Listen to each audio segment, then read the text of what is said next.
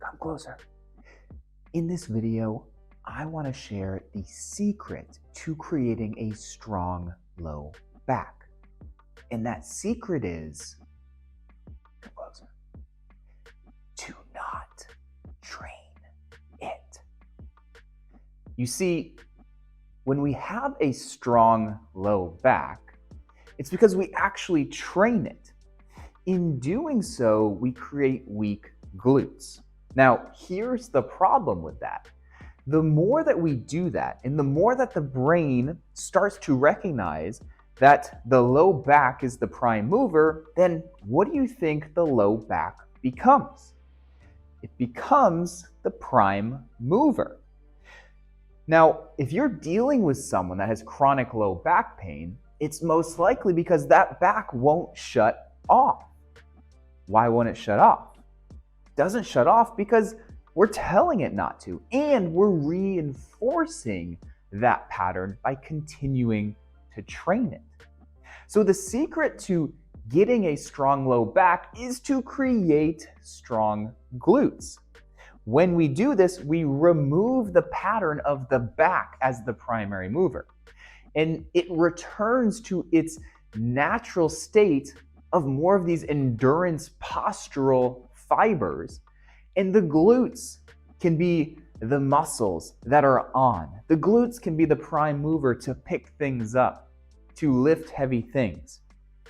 When we start to flip that framework and to go and seek strong glutes to get a strong low back, that's how we start to create a strong back, but also to fix low back pain. So during our treatments, the first thing we need to do is actually make sure that the person you're trying to help get a strong low back, aka not work their back, you need to make sure that they're in an optimal position. Remember, position equals leverage.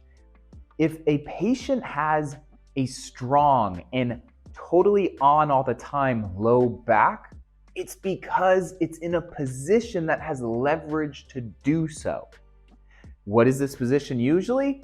Usually it's an anterior pelvic tilt, right? An arched back.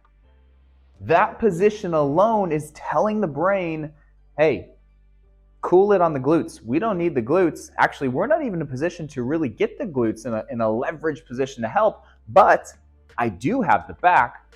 I do have the erectors of the spine to be our top pick. So let me pick them.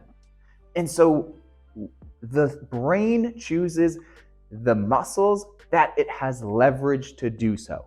So that's why if we're trying to get someone out of back pain and create a strong low back by working the glutes, we need to really get cognizant of the overall position.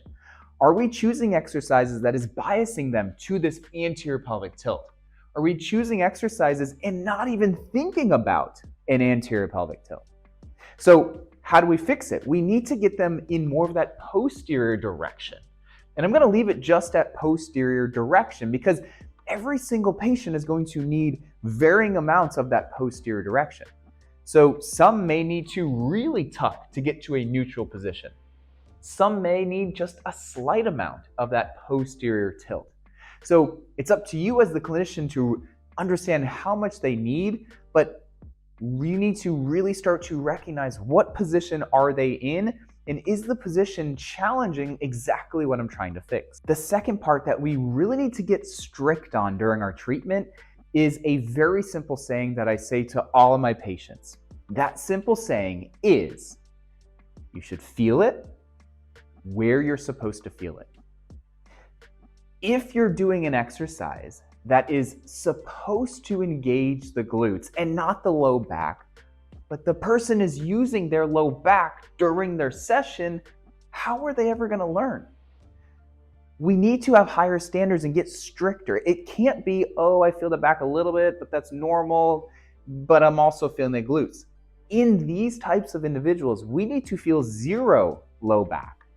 And when it happens, we need to know at what point in time is that low back turning on? Is it the second that you go into the motion?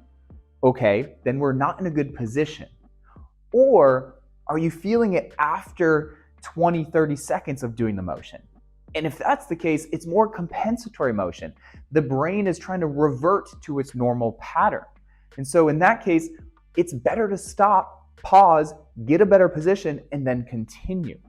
But our profession as a whole needs to keep raising our standards and not let that slide.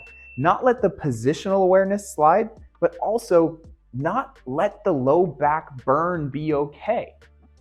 That low back burn is what we're trying to directly change.